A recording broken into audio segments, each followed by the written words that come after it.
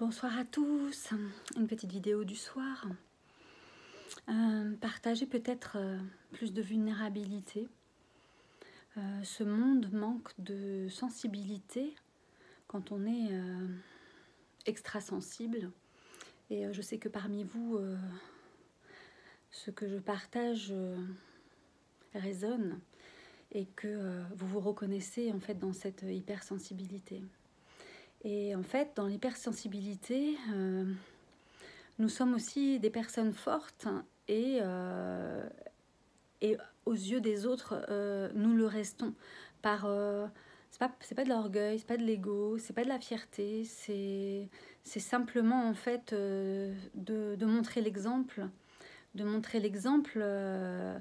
parce que c'est pas en s'apitoyant sur son sort et en le partageant aux autres que ça arrange les choses. Ça peut soulager émotionnellement, mais en fait, nous devons assumer aussi cette partie difficile de la vie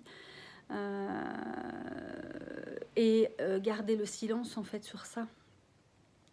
C'est l'intimité.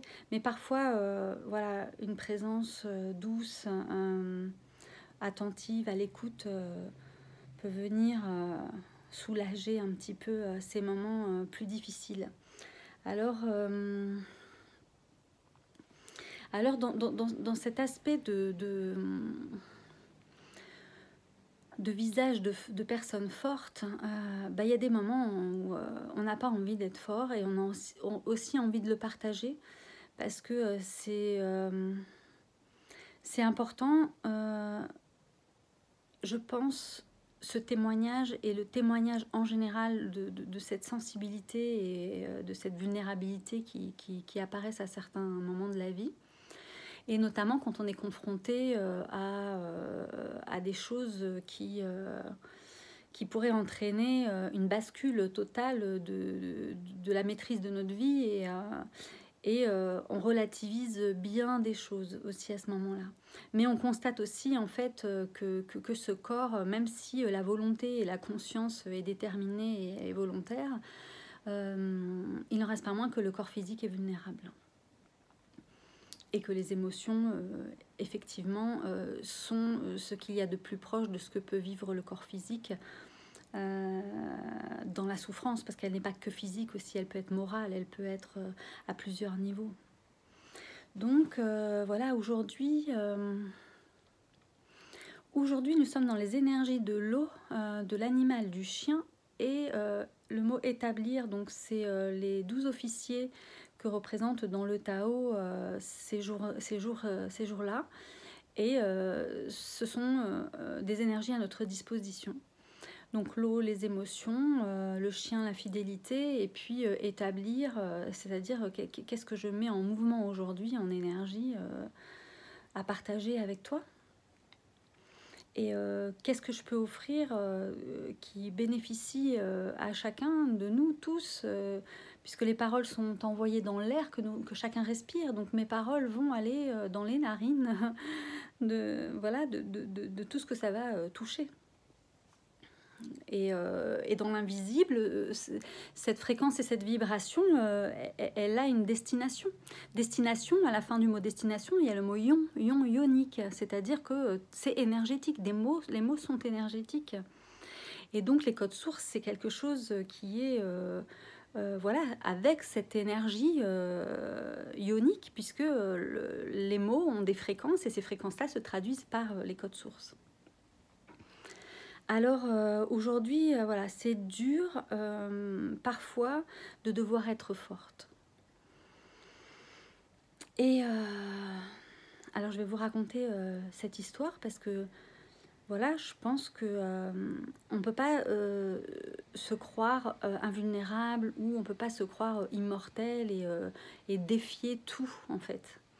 Et ce que j'ai découvert, c'est qu'à un moment donné, même en voulant continuer à vivre à Paris parce qu'on a des choses à faire ici et que c'est notre chemin d'âme de vivre, trouver des solutions quand on est électrosensible, par exemple, pour les ondes et tout ça, les chemins empruntés, comment je pourrais dire, font que nous sommes dans cet espace où on continue encore de chercher des solutions. Et parfois on se dit, est-ce que fuir ne serait pas plus judicieux? Mais fuir, de toute façon, partout où on ira, de toute façon, ça avance, ça nous poursuivra, ça avance. Et c'est vrai que l'âme aussi a une directive. Et cette directive, malgré le corps, malgré la vulnérabilité, elle ne démord pas, elle ne décroche pas, et elle reste là, debout, fermement, sur ses pieds. Et mourir pour mourir, voilà, elle tente d'inscrire dans une réalité tout ce en quoi elle croit. Et garde la foi pour sa manifestation. Donc le paradis sur terre sans concession, ça passe par plusieurs étapes, et celle notamment de voir le mal en face, en fait, de voir le mal en face. Et en même temps, elle peut choisir aussi de regarder ce mal, mais d'un autre point de vue. Il n'y a de vérité et de bien fondé que relative à la ligne de mire. Si celle-ci varie, la vérité change. Donc imaginez cette phrase. Il n'y a de vérité et de bien fondé que relative à la ligne de mire. Si celle-ci varie, la vérité change. C'est comme ces deux personnages avec le 6 et le 9. Un regarde d'un côté et dit voilà c'est 9, et l'autre qui est de l'autre en face en fait dit non c'est le 6. Tous les deux ont raison. Et c'est intéressant que cet exemple se fasse sur le 6-9, 69. En sachant que 69, le code source c'est croix. Donc c'est intéressant. Enfin, il y aurait plein de choses à dire sur le 69. Et donc, c'est dur parfois de devoir être forte. Ce soir, j'avais envie de te parler, voilà, de cœur à cœur, de partager ça, et de t'expliquer en fait ce qui s'est passé. Alors voilà, je vais retirer les lunettes.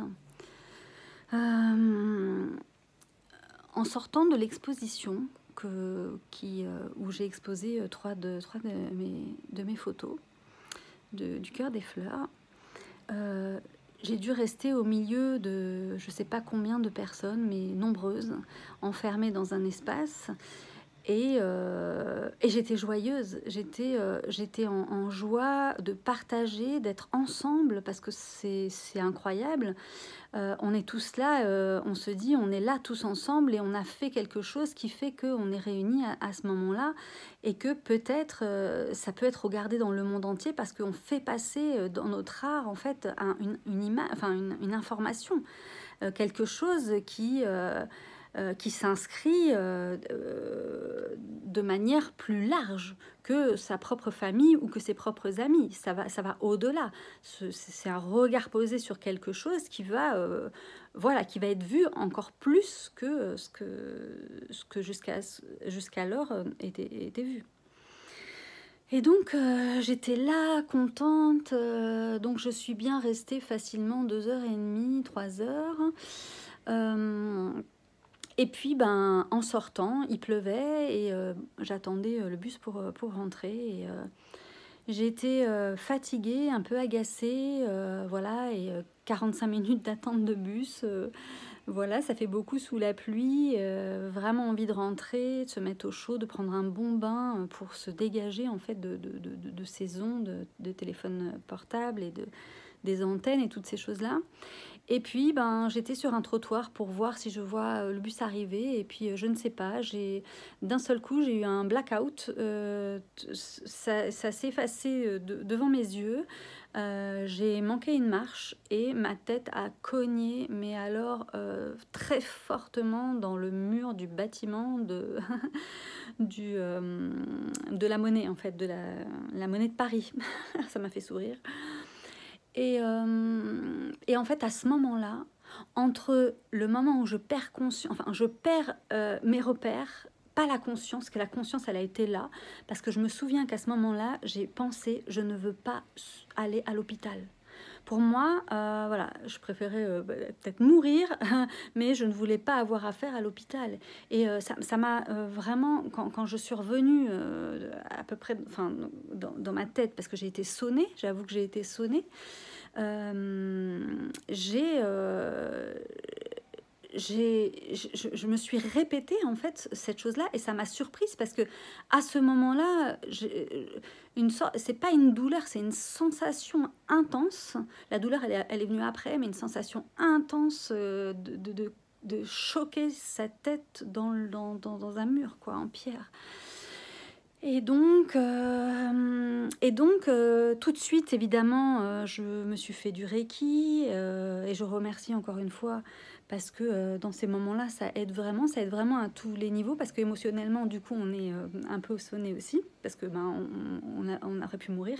J'aurais pu aussi avoir toutes les dents cassées de devant parce que j'ai vraiment tapé en face. Bon, je pense que ma tête était un petit peu décalée parce que mon nez, même si ça a été hyper douloureux, je l'ai senti passer.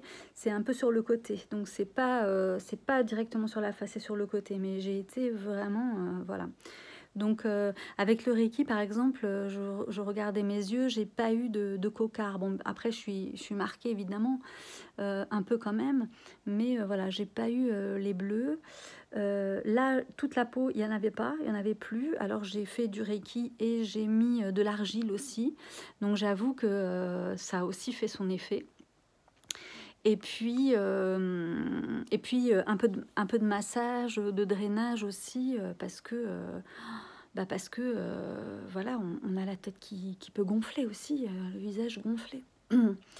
Et donc, c'est là qu'on se rend compte en fait que les outils qu'on a à notre disposition dans ces moments-là, ils sont quand même vachement enrobants, vachement présents, parce que en fait, quand on est seul, on n'a personne qui va nous prendre dans ses bras et qui va nous dire t'inquiète pas quoi, je suis là et tu peux te reposer sur moi et quand tu es dans ces moments-là, je peux aussi l'accueillir. Donc voilà, je suis pleine d'émotions. Et donc, c'est un choix, hein, la solitude. Hein, et c'est pas parce que on est forte et qu'on a besoin de personne, c'est pas vrai. C'est parce que quelque part, on n'a pas le choix. On n'a pas le choix. On se protège aussi cette vulnérabilité. Parce que quand on est seul chez soi, on n'a pas de... Comment je pourrais dire? On ne peut pas faire semblant. On ne peut pas même se mentir. On est face à soi-même réellement dans le miroir et on se revoit et on se regarde et on se dit wow, comment je mène ma barque. Et c'est un petit peu seul contre tous, quelque part. Je pense à Jeanne d'Arc. Jeanne d'Arc, elle a mené carrément son équipe au but, quoi. Et elle l'a mené jusqu'à la victoire. Et elle n'a pas été reconnue pour ça, et elle a été complotée pour être assassinée. D'une manière qui paraissait être la justice. Donc toutes ces injustices aussi, elles sont dans l'air du temps, elles n'ont pas trouvé leur réponse et elles se baladent dans nos narines à chacun, à chacune. Et ces énergies-là sont toujours présentes et elles réclament justice. Et je pense que c'est ça le jugement dernier, c'est quand l'âme réclame justice et que elle est devenue assez sage et humble pour pouvoir juger en tout équilibre. La balance, le 8. Alors, quand on est chemin de vie 8, c'est ça, c'est la balance. Donc on explore finalement ce que c'est que l'injustice. Si on veut vraiment savoir ce qu'est la justice, on explore ce qu'est l'injustice. Et donc voilà, percuté comme ça, je me suis dit, j'espère que là-dedans, ça s'est réveillé. Dans le côté positif, c'est de se dire que j'espère que là-dedans, ça se remet en ordre, parce que je suis toujours là. Et que à chaque instant, on rencontre la mort qui vient frapper à la porte. Et donc, comment garder son équilibre quand on le perd? Et ça me fait sourire de répéter ça, parce que j'ai répété ça dans la vidéo sur ma page d'accueil de instantreiki.com. Et parfois, je me dis de laisser les messages, ne serait-ce que parfois de les réécouter, de se dire que finalement aussi, on se parle aussi à soi-même, parce que nous devons être notre propre père, nous devons être notre propre mère, et que de se réentendre, c'est comme si c'était une personne extérieure du coup qui s'adressait à soi. Et ça fait du bien aussi parfois. Ça fait du bien aussi parfois de pouvoir être son propre père et sa propre mère, et de pouvoir bénéficier de cette caresse quand on se sent seul au monde. Mais nous ne sommes pas seuls au monde, rien n'est séparé. Et toi, comme moi, comme le monde entier, même s'il nous ignore, est bien là, est bien réel. On peut le sentir à chaque instant. Donc, oui, partager cette soirée de vulnérabilité dans ce passage que nous traversons tous. Alors, je sais que voilà, c'est une histoire, c'est notre histoire.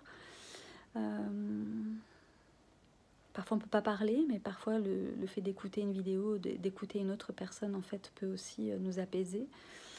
Et ça reste toujours un témoignage de la vie qui nous traverse. Et tous ensemble, parce que je pense que c'est dur pour tout le monde. C'est vraiment dur pour tout le monde, mais en même temps, on sent derrière le champ des possibles.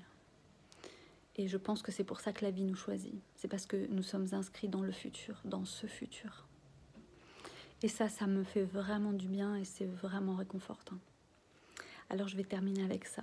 Je te souhaite une très belle soirée, un très bon week-end et puis à bientôt pour des nouvelles aventures.